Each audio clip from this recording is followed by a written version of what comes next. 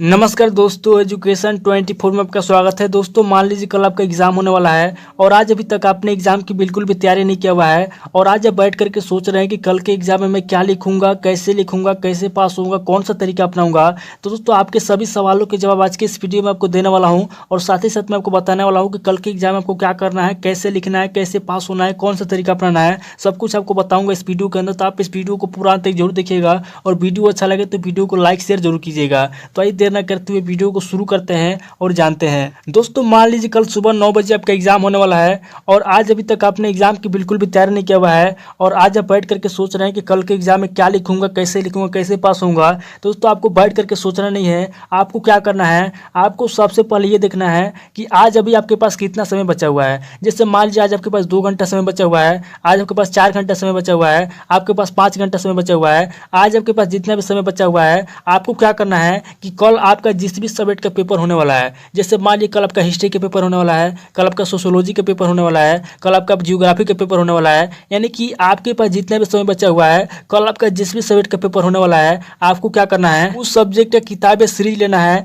आपके पास जो कुछ भी ले लीजिए। अगर आपके पास किताब है तो किताब ले लीजिए, अगर आपके पास सीरीज है तो सीरीज लीजिए। और किताब और सीरीज लेने के बाद क्या करना है, जैसे आप किताब ले लिए, सीरीज ले लिए, तो किताब या सीरीज लेने के बाद क्या करना है उसको समझिए। जैसे आपने किताब ले लिया या फिर आपने सीरीज ले लिया, आपके पास जो कुछ भी आपने ले लिया और लेने के बाद क्या करना है, लेने के बाद दोस्तों आपके किताब के अंदर या फिर आपके सीरीज के अंदर आपका जो लॉन्ग क्वेश्चन होता है, यानी कि आपका जो दीर्घ उत्तरीय प्रश्न होता है, आपको क्या करना है कि सभी लॉन्ग क्वेश्चन को ध्यान से पढ़ना है और लॉन्ग क्वेश्चन के जो आपका हेडिंग होता है, आपको हेडिंग को याद करना है। जैसे यहाँ पे आपका क्वेश्चन दिया हुआ है, भूगर्भ की रचना की व्याख्या कीजिए, अथवा पृथ्वी की आंतरिक संरचना पर एक समीक्षात्मक निबंध लिखिए, अथवा सुमेश के अनुसार पृथ्वी की आंतरिक संरचना बताइए। तो ये जो आपका क्वेश्चन दिया हुआ है, आपको क्या करना है कि क्वेश्चन को ध्यान से पढ़ना है और क्वेश्चन को पढ़ करके याद करना है। और इसके अंदर जो आपका हेडिंग दिया हुआ है, जैसे यहाँ पे आपका पहला हेडिंग दिया हुआ है, यहाँ पर दोस्तों आपका पहला हेडिंग दिया हुआ है ठोस की अनंतरम परिकल्पना।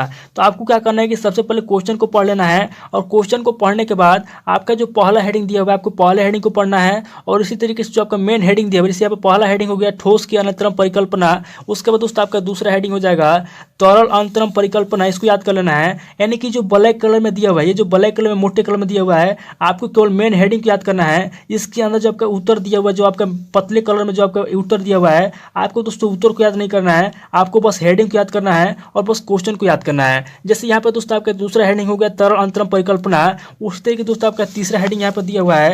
यहाँ पर दोस्तों आपका तीसरा हेडिंग दिया हुआ है गैसीय अनंतरम परिकल्पना, इसको आपको याद करना है। फिर दोस्तों यहाँ पे चौथा हेडिंग दिया हुआ है सुइस का सिद्धांत, आपको इसको याद करना है। इस तरीके से आपको क्या करना है, क्वेश्चन के अंदर जो भी आपका हेडिंग दिया हुआ है, आपको सभी मेन हेडिंग को याद कर लेना है। जैसे यहाँ पे आपका अगला हेडिंग दिया हुआ है पृथ्वी की परतों का वर्णन। तो इस तरीके से आपको क्या करना है कि सबसे पहले दोस्तों आपको क्वेश्चन को पढ़ना है और क्वेश्चन को पढ़ कर याद करना है। उसके बाद दोस्तों आपका जो हेडिंग दिया हुआ है, उस क्वेश्चन का हेडिंग याद करना है और उसमें जो आपका मेन हेडिंग दिया हुआ है, ये जो पतले कलर में दिया आंसर, आपको आंसर याद नहीं करना है क्योंकि दोस्तों आपके पास बहुत कम समय बचा हुआ है। अगर आप कम समय के अंदर सभी क्वेश्चन के आंसर याद करने की कोशिश करेंगे तो आप किसी भी क्वेश्चन के आंसर याद भी नहीं कर पाएंगे और आपका समय भी निकल जाएगा। इसलिए दोस्तों आपको क्या करना है कि आज आपके पास जितना भी समय बचा हुआ है, आपको क्या करना है कि सभी क्वेश्चन के अंदर जो आपका लॉन्ग क्वेश्चन दिया हुआ है, ध्यान सुनिए, आपका जो लॉन्ग क्वेश्चन दिया हुआ है, आपको केवल लॉन्ग क्वेश्चन को देखना है और लॉन्ग क्वेश्चन के अंदर आपका जो हेडिंग होता है, आपको मेन हेडिंग को देख लेना है। और मेन हेडिंग को देखने के बाद क्या करना है, आपके पास 4 घंटे का समय है, तो 4 घंटे के अंदर आपको इस तरीके से याद कर लेना है हेडिंग और क्वेश्चन को।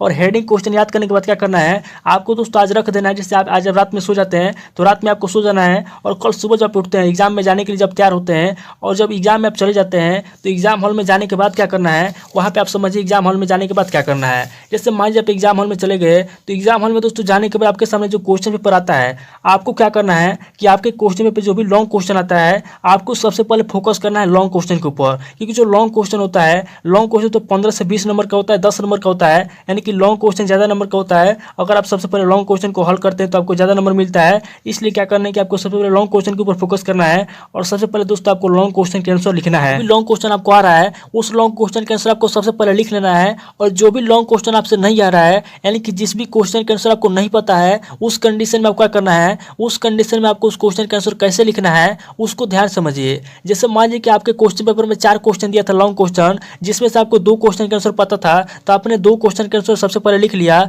और आपका 2 क्वेश्चन बच गया जिसका आंसर आपको पता नहीं है। तो उस कंडीशन में आप उस क्वेश्चन का आंसर कैसे लिखेंगे उसको ध्यान समझिए। जिस भी क्वेश्चन का आंसर आपको नहीं आता है उसके आंसर लिखने के लिए आपको क्या करना है कि जैसे मान लीजिए आपका क्वेश्चन दिया हुआ है, ये क्वेश्चन आपके क्वेश्चन पेपर में आ गया कि विश्व में जनसंख्या का वर्तमान वितरण एवं इसके प्रतिरूपों की व्याख्या कीजिए। मान लीजिए आपके क्वेश्चन में यही क्वेश्चन आया है, जैसे आपके क्वेश्चन में कुछ भी आ सकता है, लेकिन आपको समझाने के लिए मैं बता रहा हूँ कि अगर आपके क्वेश्चन में ये क्वेश्चन आया है कि विश्व में जनसंख्या का वर्तमान वितरण एवं इसके प्रतिरूपों की व्याख्या कीजिए। अब दोस्तों मान लीजिए कि इस क्वेश्चन का आंसर आपको नहीं आ रहा है और इसका आंसर अगर आपको बना के लिखना है तो आप इसका आंसर कैसे बना करके लिखेंगे, ध्यान समझिए। आपको क्या करना है कि जिस भी क्वेश्चन का आंसर आपको नहीं आ रहा है, आपको क्या करना है कि क्वेश्चन के अंदर देखना है कि क्वेश्चन में से कौन शब्द दिया हुआ है जिसके बारे में कुछ भी पता हो। जैसे दोस्तों यहाँ पे आपका पहला क्वेश्चन दिया हुआ है विश्व में जनसंख्या का वर्तमान वितरण एवं इसके प्रतिरूपों की व्याख्या कीजिए। अब दोस्तों यहाँ पे जो आपका क्वेश्चन दिया हुआ है, आपको क्या करना है कि क्वेश्चन के अंदर देखना है कि कौन कौन से ऐसे शब्द हैं जिसके बारे में आपको पता है। तो यहाँ पर दोस्तों आपका जो भी शब्द दिया हुआ क्वेश्चन दिया हुआ है, इसके अंदर आपको चेक करना है कि कौन शब्द है जिसके बारे में आपको पता है। तो यहाँ पर दोस्तों एक ऐसा शब्द है जिसके बारे में आपको पता है, वो शब्द कौन है? वो शब्द है दोस्तों जनसंख्या। क्योंकि दोस्तों जनसंख्या के बारे में कुछ ना कुछ पता होगा, क्योंकि दोस्तों आप जनसंख्या के बारे में हमेशा जानते हैं, आप जनसंख्या के अंदर रहते हैं, आप लोगों के साथ रहते हैं, लोगों के अंदर रहते हैं, लोगों के समाज में रहते हैं, इसलिए दोस्तों आपको जनसंख्या के बारे में कुछ ना कुछ पता होगा।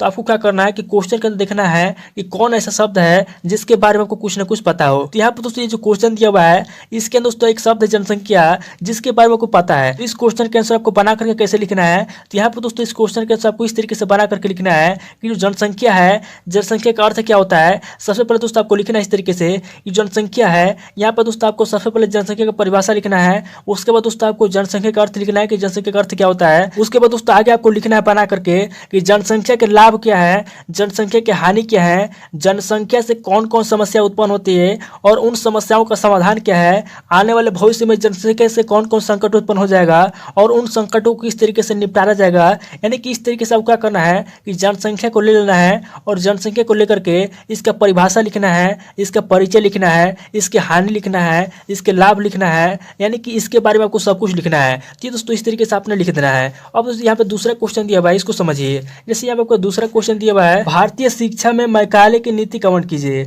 अब दोस्तों मान लीजिए कि इस क्वेश्चन के आंसर आपको नहीं पता है, लेकिन आपको इस क्वेश्चन के आंसर लिखना है। तो आप क्या करेंगे, यहाँ पे दोस्तों आप क्वेश्चन के अंदर देखेंगे कि कौन सा शब्द है जिसके बारे में आपको पता है। तो यहाँ पर दोस्तों एक ऐसा शब्द है जिसके बारे में आपको पता है, वो शब्द है दोस्तों शिक्षा। शिक्षा के बारे में दोस्तों आपको पता है, तो आपको क्या करना है कि शिक्षा को ले लेना है और शिक्षा को लेकर के लिखना है शिक्षा का परिभाषा क्या होता है, शिक्षा का अर्थ क्या होता है, शिक्षा के लाभ क्या होते हैं, शिक्षा के हानि क्या होते हैं, शिक्षा में कमी क्या है, शिक्षा में सुधार क्या हो सकता है, शिक्षा की उपयोगिता क्या है, शिक्षा का दैनिक जीवन में क्या उपयोगिता है, शिक्षा का दैनिक जीवन में क्या महत्व है, शिक्षा का सामाजिक जीवन में क्या महत्व है।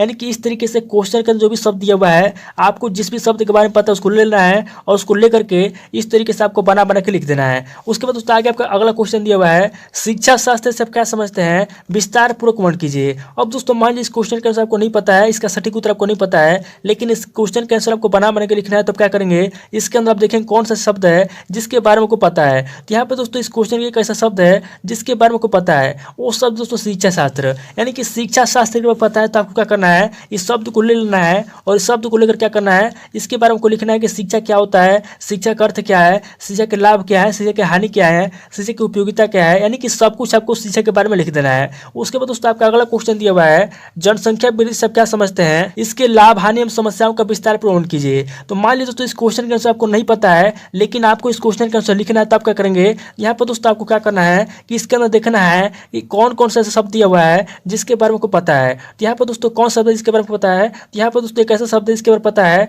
वो है दोस्तों जनसंख्या। तो इसलिए आपको क्या करना है, जनसंख्या को ले लेना है और जनसंख्या को लेकर क्या करना है, यहाँ पर दोस्तों आपको ये करना है कि जनसंख्या के लाभ लिखना है, जनसंख्या की हानि लिखना है, जनसंख्या का परिचय लिखना है, जनसंख्या का परिभाषा लिखना है, जनसंख्या से उत्पन्न हुई समस्याओं के बारे में लिखना है, उत्पन्न समस्याओं का समाधान लिखना है। यानी कि सब कुछ आपको जनसंख्या के ऊपर लिखना है। अगर आपको इस क्वेश्चन के आंसर पता नहीं है तो बना बना करके। तो इस तरीके से दोस्तों एग्जाम आपको क्या करना है कि जिस भी क्वेश्चन के आंसर आपको पता नहीं है, इसी तरीके दोस्तों आपको क्वेश्चन का देखना है कि कौन कौन शब्द दिया हुआ है जिसके बारे में आपको पता है, और जिस भी शब्द के बारे में आपको पता हो उसको ले लेना है और उसको लेकर के उसी के बारे में दोस्तों आपको लिख देना है। आपको दोस्तों यहाँ पे ये नहीं देखना है कि इसका सटीक उत्तर है कि नहीं है। यहाँ पे बस आपको एक बात याद रखना है कि आपको फालतू चीज़ नहीं लिखना है। आपको प्रश्न से मिलता जुलता कुछ भी लिख सकते हैं आप, यहाँ पे दोस्तों आपको फालतू नहीं लिखना है। बाकी दोस्तों आप यहाँ पे कुछ भी लिख सकते हैं, कोई दिक्कत नहीं है। तो इस तरीके दोस्तों एग्जाम में क्या करना है कि अगर आपके पास केवल एक दिन का समय बचा हुआ है और आपने पढ़ाई नहीं किया हुआ है और आपको दोस्तों एग्जाम में पास होना है, तो आपको क्या करना है, आपको दोस्तों सबसे पहले तो किताब लेना है, सीरीज लेना है, उसके अंदर आपको क्वेश्चन और हेडिंग याद करना है। क्वेश्चन और हेडिंग याद करने में क्या करना है, जब दूसरे दिन एग्जाम में जाते हैं तो एग्जाम के अंदर दोस्तों आपको जिस भी क्वेश्चन का आंसर आता आता है आपको सबसे पहले करना है, और जिस क्वेश्चन आपको नहीं आता है उसका आंसर दोस्तों आपको इस तरीके से बना करके लिख देना है। दोस्तों उम्मीद करता हूँ कि इस वीडियो से आपको बहुत कुछ सीखने को मिला होगा। अगर आपको वीडियो अच्छा लगा तो वीडियो को लाइक कीजिए, शेयर कीजिए और कमेंट करके बताइए कि आपको नेक्स्ट वीडियो किस टॉपिक के ऊपर चाहिए। थैंक यू दोस्तों।